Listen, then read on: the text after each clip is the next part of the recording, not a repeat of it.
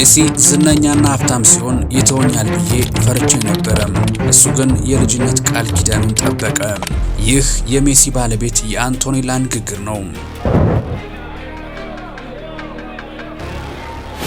ይህ በአርጀንቲና ምስኪን መንደር ውስጥ የተጀመረውና በዓለም ዋንጫ ድል የደመቀው የሊዮኔል አንድሬስ ሜሲ ፍቅር ታሪክ ነው። በሌላ በኩል ደግሞ የዓለማችን እጅግ ውድ የዳይመንድ ቀለበት ያሰረላት መንታ ልጆቹ ያስወለዳትና ለሷ ሲባል የሳውዲ አረቢያን ሕግ ያስቀየረላት ክርስቲያኖ ሮናልዶ ጆርጂና ሮድሪጌዝን እስካሁን ለምን ያላገባት ይመስላችኋል? በዚህ ጉዳይ ከፖርቹጋል የመገናኛ ብዙሃን የተገኘውን መረጃ ይዘነዋል፣ ታደምጡታላችሁ። ሁለቱ ኮከቦች ልክ እንደ ሜዳ ብቃታቸው የፍቅርና የትዳር ሕይወታቸውም እጅግ የተለያየና ሚስጥር የተሞላበት ነው። ዛሬ የትም ያልተሰማውን የሁለቱን እግር ኳስ ነገስታት በትዳርና በፍቅር ሕይወት ያልተሰሙ አስገራሚ ታሪኮችን እያስደመጥናችሁ ሜሲ ገና ጢም ሳያበቅል የጻፈውን የፍቅር ደብዳቤም እያስቃኘናችሁ ቢሊዮነሩ ሮናልዶ ጆርጂናን ያላገባበትን ሚስጥርና ከእናቱ ጋር ያላቸውን ድብቅ ሚስጥር በዚህ ቪዲዮ ልናስደምጣችሁ ነው። እናንተ ብቻ እንደተለመደው ላይክና ሰብስክራይብ የሚሉ ነጭና ቀይ ቀለሞችን መታ እያደረጋችሁ አብራችሁን ጥቂት ዝለቁማ። የሊዮኔል ሜሲና የአንቶኔላ ሮኮዝ የፍቅር ታሪክ የሚጀምረው ሮዛሪዮ በምትባል የአርጀንቲና ትንሽ ሰፈር ውስጥ ነው። ሜሲ ገና የ9 ዓመት ታዳጊ እያለ የአብሮ አደጉን ያክስት ልጅ ለመጀመሪያ ጊዜ ተመለከታትም። በዚያ ጊዜ የእግር ኳስ ጥበበኛው ገና ታዋቂ አልነበረም። እንዲያውም የእድገት ሆርሞን እጥረት ችግር ያለበትና የወደፊት እጣ ፋንታው ምን እንደሚሆን የማይታወቅ ምስኪን ታዳጊ ነበረ። ነገር ግን ገና በዚያ ለጋ ዕድሜው በአንቶኔላ ውበት ልቡ ተማርኮ ለአንቶኔላ የፍቅር ደብዳቤዎችን ይጽፍላት ጀመር። በእያንዳንዱ ደብዳቤው መጨረሻ ላይ ደግሞ አንድ ቀን ሚስቴ ትሆኛለሽ የሚል የልጅነት ቃል ኪዳኑን በድፍረት ያሰፍራል። ይህ በልጅነት የተጀመረ ፍቅር በብዙ ፈተናዎች ውስጥ ያለፈ ሲሆን ሜሲ የእግር ኳስ ህልሙን ለማሳካትና ለህመሙ የሚሆን የሕክምና እርዳታ ለማግኘት ገና በለጋ ዕድሜው ወደ ስፔን ባርሴሎና መጓዝ ነበረበት። በዚህ ምክንያት ጥንዶቹ ለረጅም ጊዜ መለያየት ግድ ሆነባቸው። ነገር ግን ርቀት መታመናቸውን ሳይሸረሽረው የሜሲ ስኬት ልቡን ሳያሸፍተው የልጅነት ፍቅራቸውን በልባቸው አምቀው መኖር ግድ ሆነ። ይህ ሁሉ ሲሆን የአርጀንቲናው የእግር ኳስ ኮከብ ገና 18 ዓመቱ ነው። በዚህ መሃል ግን የሜሲን ትክክለኛ አፍቃሪነት የሚፈትን አንድ ልብ ሰባሪ ነገር ተፈጠረ። አንቶኔላ በጣም የምትወዳትን የቅርብ ጓደኛዋን በትራፊክ አደጋ ምክንያት በድንገት አጣች። በዚህ ጊዜ እጮኛዋ ከጎኗ የራቀባት አንቶኔላ የልብ የምትላት ጓደኛዋን ደግሞ በአሰቃቂ መኪና አደጋ ስትነጠቅ ከባድ የስነ ልቦና ቀውስና ጭንቀት ውስጥ ወደቀች። ይህንን የሰማው የ18 ዓመት ታዳጊው ሊዮኔል ሜሲ በስልክ ደውሎ ሊያጽናናት ሲችል በባርሴሎና የነበረውን ስራና ልምምድ ትቶ ወዲያውኑ ሲበር ወደ አርጀንቲና መጣ። የልጅነቱን ሊያጽናናት አለውልሽ ብሎ ሊያቅፋት ብሎም ለረጅም ጊዜ ሊያያቸውን ድንበር ሰብሮ አለኝታነቱን ሊያሳያት ድንገት አጠገቧ ተገኘ። የአንቶኔላን እንባ አበሰላት። እናም በዚህ አስቸጋሪ ወቅት ከጎኗ በመሆን እውነተኛ አጋርነቱን አሳያት። በርቀት ሲፈተን የነበረው ፍቅራቸው ዳግም ጎመራ። በኋላም አፍላ ወጣቱ ሊዮኔል ሜሲ የስኬትን በር ደጋግሞ አንኳኳ፣ ክብረ ወሰኖቹን አሳደደ። ስሙ ከእግር ኳስ አዋቂዎች በላይ በዓለም ዙሪያ ናኘ። ብዙዎች እሱን ለማየት ብቻ ሲሉ የኳስ ሱሰኛ እንዲሆኑ አደረጋቸው። ሚሊዮን ዶላሮች በካዝናው ያለ ረፍት ይዥጎደጎዱ ጀመር። በዚህ ጊዜ የሜሲ የልቡ ሴት ስጋት አደረባት። የልጅነት ፍቅሩ አልቆ እንሙትል ለሚሉት ቆነጃጅት ሞዴሎች ልቡ የሚሸፍት መሰላት። እናም በአንድ ወቅት ሜሲ ዝነኛና ሀብታም ሲሆን ይተወኛል ብዬ ፈርቼ ነበር፣ እሱ ግን የልጅነት ቃል ኪዳኑን ጠበቀ ስትል ተደመጠች። እውነትም ይህንን ሁሉ ሀብትና ዝናን ተሸክሞ ገና ድንቡሎ ሳይኖር ያወቃትን ሴት ላለመካድ ግን ሊዮኔል አንድሬስ ሜሲ ኮክቲኒን መሆን ይጠይቃል። አሁን ሜሲና አንቶኔላ የሁለት ልጆች ወላጆች ናቸው። ሜሲ የመጀመሪያ ልጁ ቲያጎ ከ14 ዓመት በፊት ሲወለድ በጣም ከመደሰቱ የተነሳ ልጁ የተወለደበትን ቀንና ስም በግራ እግሩ ላይ ተነቅሶታል። ከ3 ዓመት በኋላ ደግሞ ሁለተኛ ልጃቸውን አቅፈዋል። የሚገርመው ግን ይሄ ሁሉ ሲሆን ሜሲና አንቶኔላ ገና አልተጋቡም ነበረ። ጥንዶቹ ወደ ትልቅ የሰርግ ስነ ስርዓት የተጓዙት ሁለት ልጆችን ካፈሩ በኋላ ነው። ከ8 ዓመት በፊት በትውልድ ከተማቸው ሮዛሪዮ ውስጥ ሜሲ ያኔ በልጅነቱ አንድ ቀን ሚስቴ ትሆኛለሽ እንዳላት ቃሉ እውነት ሆኖለት እጅግ በሚያምር ሰርግ ተጋቡ። በሰርጉ ላይ ታዋቂ የእግር ኳስ ተጫዋቾችና የቅርብ ዘመዶቻቸው የታደሙ ሲሆን የሰርጋቸው ስነ ስርዓትም በደስታና በሳቅ የተሞላ ድንቅ ምሽት ከመሆኑ የተነሳ በጣቶቻቸው ላይ የሰርጋቸውን ቀን በሮማን ቁጥር ተነቅሰዋል። ከሰርጋቸው 1 ዓመት በኋላ ሶስተኛና የመጨረሻ ልጃቸው ሲሮ ተወለደ። ዛሬ ላይ ሶስቱ ልጆቻቸው የአባታቸውን ግጥሚያዎች በስታዲየም እየተገኙ መደገፍ የተለመደ ተግባራቸው ነው። በተለይም ሜሲ በ2022 የዓለም ዋንጫን ሲያነሳ ሶስቱ ልጆቹና የልጅነቷ አንቶኔላ ሜዳ ውስጥ ገብተው አብሮት ዋንጫውን እየሳሙ ያለቀሱበትና የተቃቀፉበት ትዕይንት የብዙዎችን ልብ የነካና አይረሴ ክስተት ሆኖ አልፏል። ይህ ትዕይንትም ምናልባት ከቀናት በኋላ ይደገም ይሆን የሚለው የብዙዎች ጉጉትና ጥያቄ ሆኗል።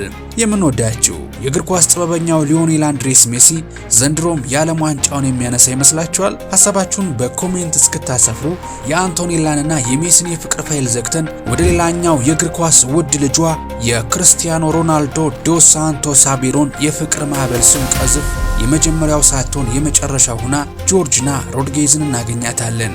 ጆርጂና እንደዛሬ በቅንጡ ጀት ፈልሰስ ከማለቷ በፊትም በሜዲትራኒያን ባህር በቄንጠኛ መርከቦች እርፍ ከማለቷ አስቀድሞ በሪያድ ማድሪድ እና ሊስበን በሚገኙ ቤተመንግስትን ባስናቁ ቤቶች ከመኖሯ ቀደም ብሎ በሰዓት $10 እየተከፈላት በሽያጭ ሰራተኝነት የምትሰራ ምስኪን ነበረችም። ዛሬ ግን ይህ CR7 የሚሉት ብርቱና ድንቅ ሰው ወደ ህይወቷ ከገባ በኋላ ጆርጂና ተቀጥራ የሰራችበት የጉቺ አልባሳት ብራንድ አምባሳደሩ በመሆን ድህነቷን አይቀጡ ቅጣት ቀጥተዋለችም። ታዲያ የሮናልዶና የጆርጂና ትውውቅ እንደ አንቶኔላና ሊዮኔል አንድሬስ ሜሲ ከሀብትና ከዝና በፊት ሳይሆን ክርስቲያኖ ሮናልዶ የዝና ማማ ላይ በወጣበት ወርቃማ ጊዜ ላይ እንጂ። አንድ ቀን ሮናልዶ ልብሶችን ለመግዛት ጆርጂና ወደምትሰራበት የጉቺ መደብር ጎራ ይላል። ያ ቀን ለጆርጂና ተራ የሥራ ቀን ቢሆንም ከሮናልዶ ጋር አይን ላይን የተያዩበት ያቺ ቅጽበት ግን መለያየቷን ቀየረችው። ሁለቱም በመጀመሪያ እይታ ፍቅር ውስጥ ወደቁ። ጆርጂና በዚያን ወቅት ሮናልዶ ጥበቃዎቹን አስከትሎ ወደ መደብሩ ጎርደድ እያለ ሲገባ ውበቱና ግርማ ሞገሱ ማርኮኝ ነበረ ትላለችም። ከዚያን ጊዜ ጀምሮ የጆርጂና ህይወት ማንም ሊገምተው በማይችለው ፍጥነት ተለወጠ። ከአንድ ተራ የሽያጭ ሰራተኝነት በአጭር ጊዜ ውስጥ በዓለም ላይ በሚሊዮኖች የሚቆጠሩ ተከታዮች ያሏት ታዋቂ ሞዴልና ሚሊዮነር ለመሆን በቃችም። ከሮናልዶ ጋር የጀመረችው ፍቅር ህይወቷን ወደ ስኬት ቀየረው። ዛሬ ላይ ጆርጂና የሽያጭ ሰራተኝነቷ ቀርቶ በሄደችበት ቦታ ሁሉ ካሜራዎች የሚከተሏት ዝነኛ አንስት ሆናለችም። ጆርጂና ሮናልዶን ስታገኘው ጁኒየር፣ ማቴዎና ኢቫ የተባሉ 3 ልጆች የነበሩት ቢሆንም ጆርጂናም ልጆቹን እንደራሷ ልጆች አድርጋ ማሳደግ አልከበዳትም። ብዙም ሳይቆይ በ2017 ጆርጂና የመጀመሪያ ልጇን ኦላን ማርቲላን ወለደችም። ይህች ልጅ ለሮናልዶ 4ኛ ለጆርጂና ደግሞ የመጀመሪያ ልጅ ሆነችም። ነገር ግን ከሁሉ በላይ የሁለቱን ጥንዶች ፍቅር የፈተነው ብሎም ይበልጥ ያጠነከረው በ2022 የገጠማቸው ከባድ ህይወት ፈተና ነው። ጆርጂና መንታ ልጆችን አርግዛ የነበረ ቢሆንም በወሊድ ወቅት ወንዱ ህፃን በህይወት መትረፍ ሳይችል ቀረም። ይህ ልጅ የማጣት ሐዘን በጆርጂናና በሮናልዶ ላይ ከባድ የስነ ልቦና ስብራት የፈጠረባቸው ሲሆን እርስ በርስ በመደጋገፍ ፍቅራቸውን ከመቼውም ጊዜ በላይ ጠንክረውበታል። የሮናልዶና የጆርጂና ፍቅር የሀገራትን ህግ ራሱ የማስቀየር ኃይል አለው። ነገር ወዲህ ነው። ሮናልዶ ወደ ሳውዲ አረቢያው አልናስር ክለብ ሲዘዋወር በሀገሪቱ የሸሪዓ ህግ መሰረት ሳይጋቡ በአንድ ጣሪያ ስር መኖር ሙሉ በሙሉ የተከለከለ ነበረም። ነገር ግን ለሮናልዶና ለጆርጂና ሲባል የሳውዲ መንግስት ህጉን በማጠፍ አብሮ እንዲኖሩ ፈቅዶላቸዋል። ይህ ክስተት CR7 የዓለምን ፖለቲካና ህግ የመለወጥ አቅም እንዳለው የታየበት ክስተት ነበረም። ታዲያ የክርስቲያኖ ሮናልዶና የጆርጂና ሮድሪጌዝ ፍቅር ለ10 ዓመት የሚጠጋ ጊዜ ዘልቆ ልጆቻቸውን በአንድ ላይ ያሳደጉና በአንድ ጣሪያ ስር እየኖሩ እስካሁን በህግና በሃይማኖት አለመጋባታቸው በብዙዎች ዘንድ ትልቅ ጥያቄ ነው።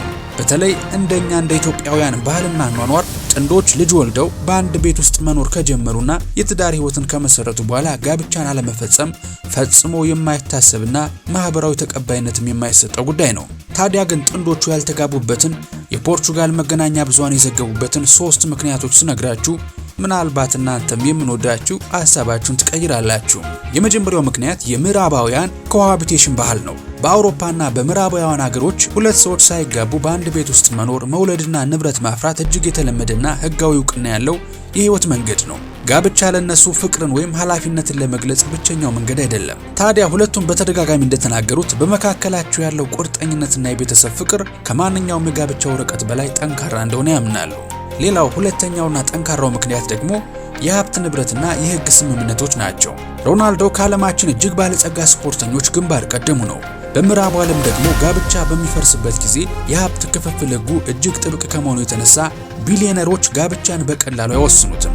ይሁን እንጂ ሮናልዶና ጆርጂና ሳይጋቡም ቢሆን የራሳቸውን ሕጋዊ ስምምነት አድርገዋል። ለምሳሌ በመካከላቸው መለያየት ቢፈጠር ጆርጂና በማድሪድ የሚገኘውን ታላቅ መኖሪያ ቤት ባለቤት እንድትሆንና በየወሩ ከ100,000 ዩሮ በላይ የዕድሜ ልክ ክፍያ እንድታገኝ የሚያስገድድ የጋራ ሕጋዊ ስምምነት አስቀድመው ተፈራርመዋል። ይህ ማለት ጋብቻው ባይኖርም እንግዲህ የጆርጂናና የልጆቿ መብት በሕግ የተጠበቀ ነው ማለት ነው። ሌላው ሶስተኛውና አነጋጋሪው ምክንያት ደግሞ የሮናልዶ እናት ተጽዕኖ ነው። የፖርቹጋል መገናኛ ብዙሃን በተደጋጋሚ እንደዘገቡት የሮናልዶ እናት ዶሎሬስ አቬሮ ልጃቸው ጆርጂናን በይፋ እንዲያገባ ሙሉ ፍላጎት የላቸውም። እናትየው ጆርጂና ሮናልዶን የምትወደው ለፍቅሩ ሳይሆን ለሀብቱና ለዝናው እንደሆነ ያስባሉ የሚሉ ወሬዎች ይናፈሳሉ። ታዲያ ሮናልዶም ለእናትየው ያለው ከፍተኛ ክብርና ፍቅር ደግሞ የጋብቻቸውን ውሳኔ ወደ ኋላ እንዲጎትተው ሳያደርገው አልቀረም ተብሎ ይታመናል። በአጠቃላይ በኢትዮጵያ ባህል ጋብቻ የአንድ ቤተሰብ መሰረትና የማህበረሰብ ክብር መገለጫ ሲሆን በሮናልዶና በጆርጂና ዓለም ግን ጋብቻ ከስሜታዊ ቁርጠኝነት ይልቅ ከህግ፣ ከሀብት ጥበቃና ከግል ነጻነት ጋር የተያያዘ የውሳኔ ጉዳይ ነው። ሁለቱም ግን በተለያዩ ቃለ መጠይቆቻቸው ላይ አንድ ቀን መጋባታችን አይቀሬ ነው በማለት ለወደፊቱ ሰርግ የመደገስ እቅድ እንዳላቸው ይናገራሉ። እንግዲህ ዛሬ የተመለከትናቸው የእግር ኳስ ፈርጦች የሜሲና የሮናልዶ ሚስቶች ማለትም አንቶኔላ ሮኮዞና ጆርጂና ሮድሪጌዝ በአኗኗራቸው በባህሪያቸውና ከሰዎች ጋር ባላቸው ግንኙነት ፍጹም ተቃራኒ የሆኑ ሰዎች ናቸው ማለት እንችላለን። አንቶኔላ ከካሜራ ከጋዜጠኞችና ከሚዲያ መራቅን የምትመርጥ ሴት ነች። ምንም እንኳን ባሏ ሜሲ በዓለም ላይ ካሉ እጅግ ታዋቂ ሰዎች አንዱ ቢሆንም ለጋዜጠኞች ቃለ መጠይቅ ከመስጠት ሁሌም ትቆጠባለች። በህዝብ ፊት የምትገኘው ሜሲ ሲሸለም ከልጆቿ ጋር ሆና ስታጨበጭብና በደስታው ስትደግፉ ብቻ ነው። በአንጻሩ ጆርጂና ሮድሪጌዝ የካሜራ ሰው ናት።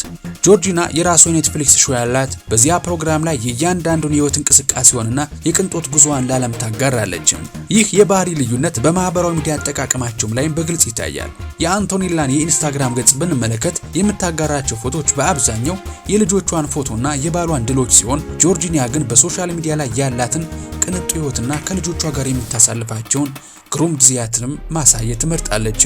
የምንወዳችሁ ተመልካቾቻችን የሮናልዶና የሜሲን የፍቅርና የትዳር ህይወት እንዴት አያችሁት?